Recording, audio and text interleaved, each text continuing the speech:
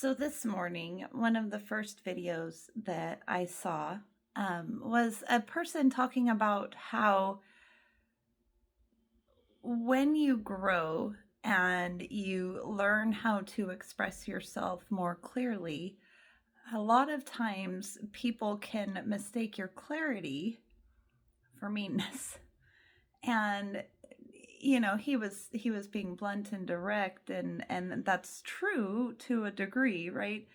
When you learn how to set healthy boundaries and other people are used to you not having healthy boundaries, those boundaries are going to feel mean to them. And they're allowed to have that perspective, right? We need to give people time to adjust. Every time we change, there's a little bit of time that needs to be given to things around us for the environment to catch up with what we are doing within ourselves. But this got me thinking along the lines of my post yesterday where I talked about radical accountability. The reason that I feel that that is a problem in the world, that interpretation of meanness, is actually a result of the trauma culture that we have right now. And I'm not laughing at the topic. I'm laughing at what it has grown into in society. We've blurred the lines between trauma and consequence. And a lot of, let me back up just a little bit. Where this comes from was a lot of us, when trying to figure out, for me, when I was trying to figure out why my life was a mess, why my relationships were a mess, therapy introduced me to trauma. Nobody else had taught me about that before. I didn't even know I had trauma until I started going to therapy. And,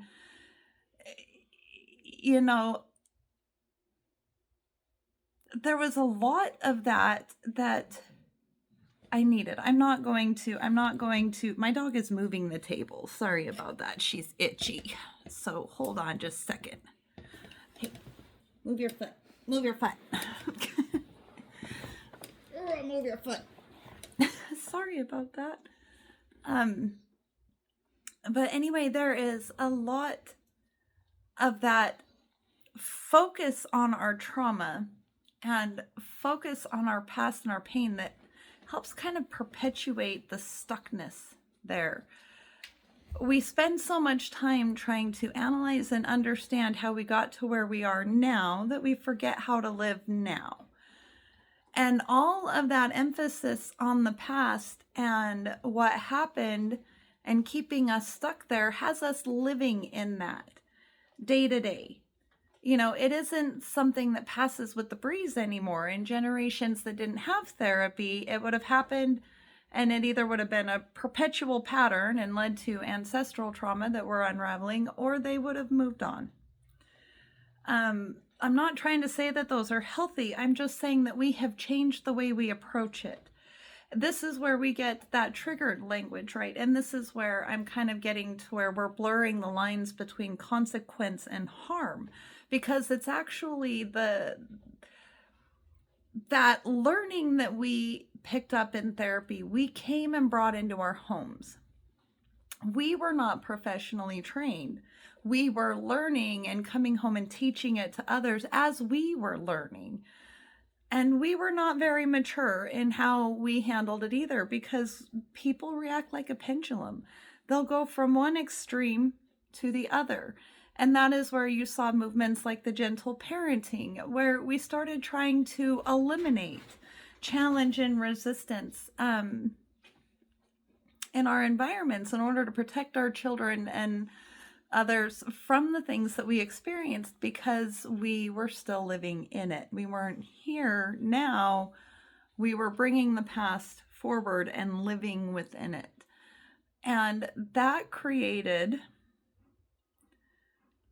a lot of safety, which is good, but it also removed a lot of the natural consequence and the use of triggers. People are using triggers as if They are being traumatized in the moment. And that isn't the same.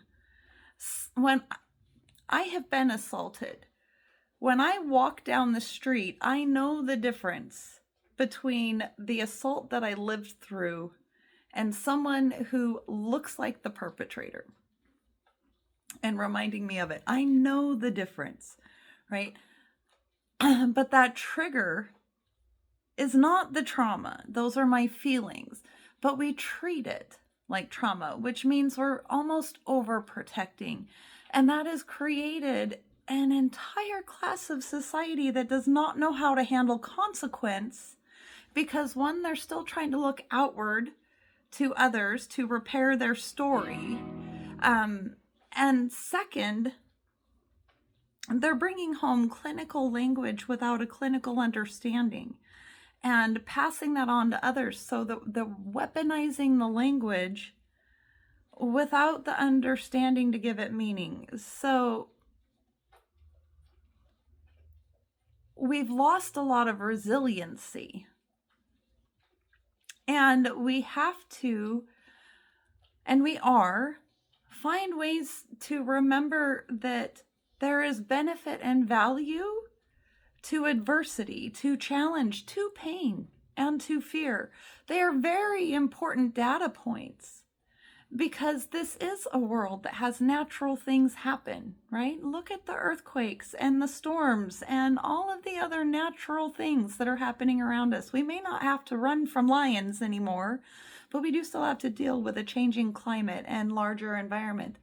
And that means we have to be resilient, right? That's going to bring loss and risk. But if we're so busy looking back at a time period when we were little and living in that pain and trying to get other people to change the way they are so that we can heal those things in ourselves, we're looking at things wrong. So I have been sitting and looking at things in my life and where I have used the trauma language and trauma culture to avoid facing things within myself, to where I've outsourced my power onto somebody else. It's somebody else that needs to change. It's society that needs to change in order for me to feel safe.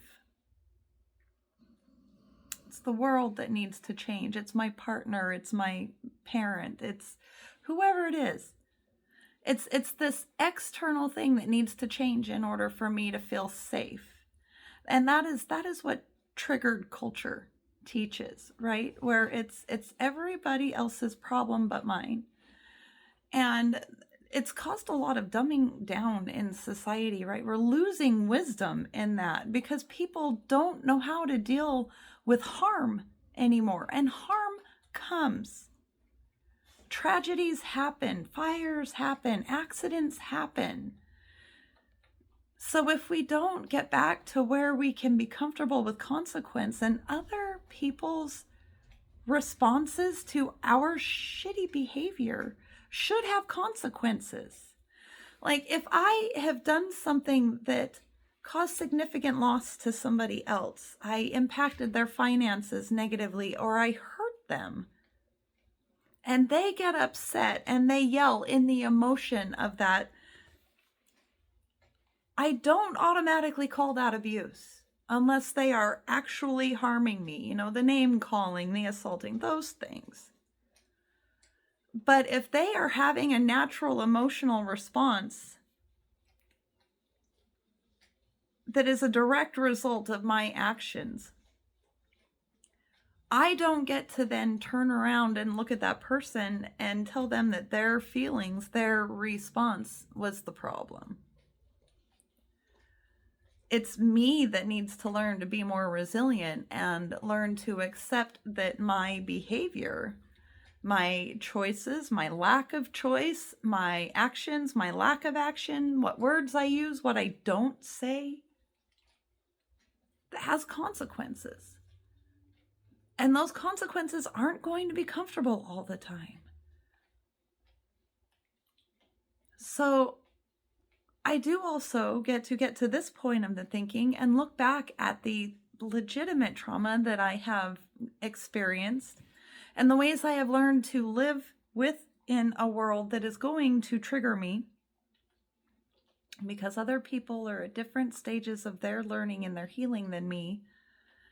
And I have lived enough life to not expect everybody to be where I am. I don't expect a kindergartner to be a senior in high school.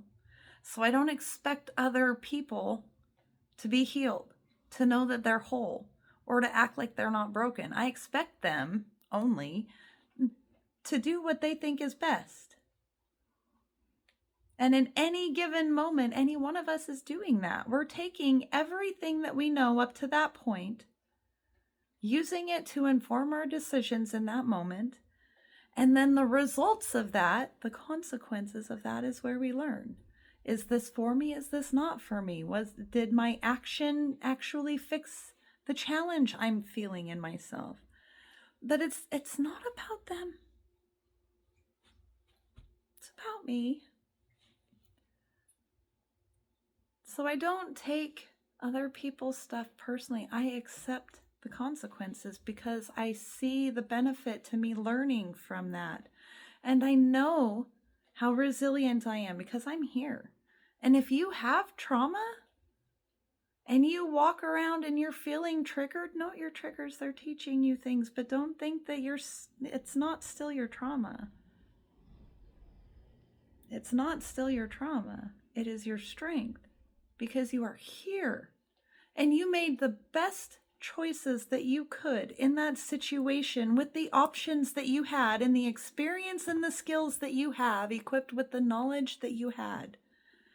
You were authentic in every moment of your life.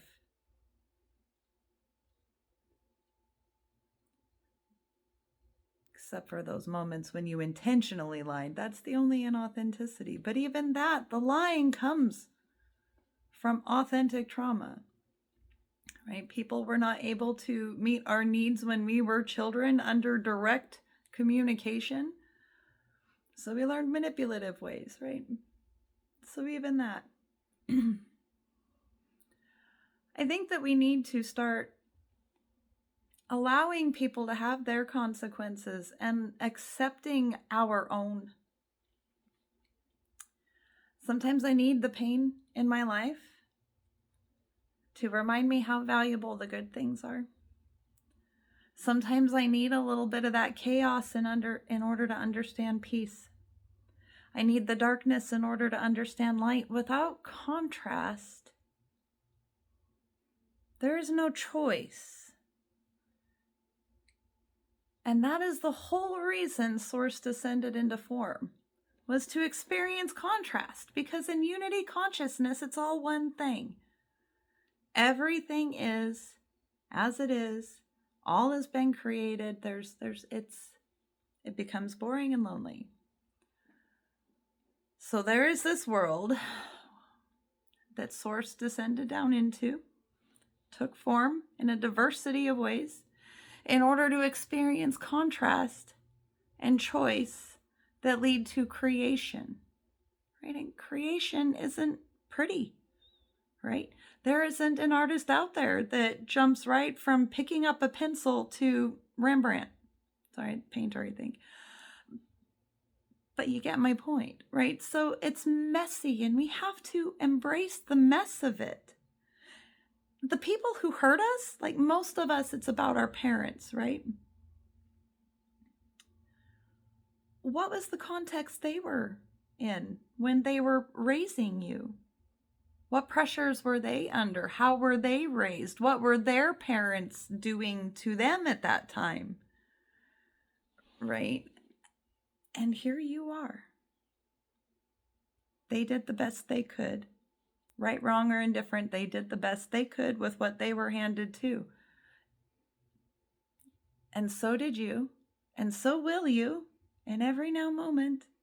You're going to do exactly what you need to do and be exactly what you need to be and learn along the way from those triggers and those consequences. I don't attach my identity to things that are outside of me. I don't attach my identity to every thought or feeling that goes through my system. I attach my identity to what I value, which I have very clearly written out and defined for myself, So if it's love, it's me. If it's joy, it's me. If it's truth, it's me. Even when painful, that is me. That is source expressing itself. When it's integrity, honor, dignity, those are me. And those are what I gravitate towards. You cannot have wisdom, dignity, honor, integrity, resiliency, joy, without the opposite, without contrast, because those traits rise from the contrast. Courage doesn't come from easy times. And I'm going to guarantee you, promise you, if you're here watching this video, you're fucking courageous. Because everything you've lived through, you've got here. You got here. You got yourself here. You lived through trauma and consequence and got yourself here and learned and learned. So I guess I'm going to wrap this up with that. Be open to learning. Understand that being triggered is not being traumatized. And understand that your trauma is something that happened to you. It isn't you, and it isn't now. I mean, unless it really is now, then there's a whole nother video I can make for that. But first, I'd say get out and make some other phone calls. It's not always that easy, but get out.